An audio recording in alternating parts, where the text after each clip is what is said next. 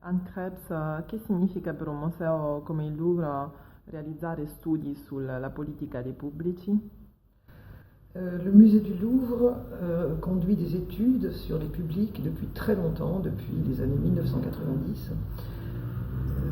Il a toujours considéré que les études et la connaissance des publics sont très importantes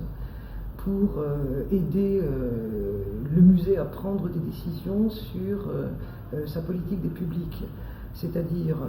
avoir des outils d'enquête, des outils réguliers de connaissance des profils des visiteurs,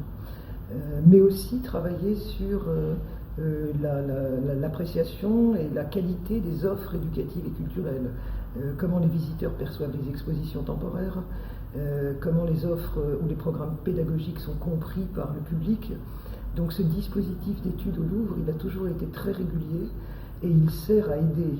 les personnels qui sont en charge des programmes, mais aussi la direction générale pour conduire ces activités et répondre à une mission importante d'un musée national qui est bien sûr une mission de politique publique culturelle. Grazie. In che modo conoscere questa esperienza del Louvre può essere interessante per gli operatori culturali italiani o svizzeri? D'une manière générale, les études dans les musées ou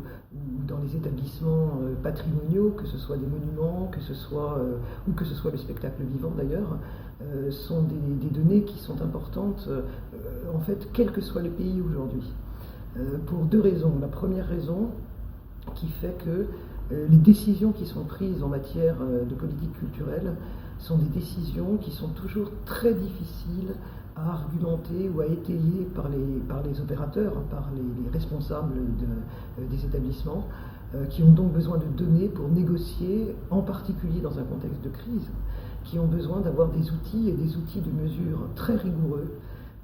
qui leur permettent de défendre d'une certaine façon leur politique culturelle et leur budget.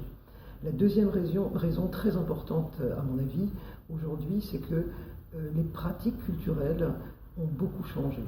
La manière dont les individus, dans la société contemporaine, qui est une société très globalisée,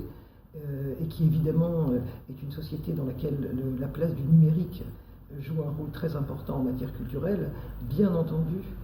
les études deviennent importantes pour toutes les institutions pour comprendre comment s'effectue aujourd'hui le rapport au musée, c'est-à-dire à l'expérience réelle de la visite, mais aussi le rapport des individus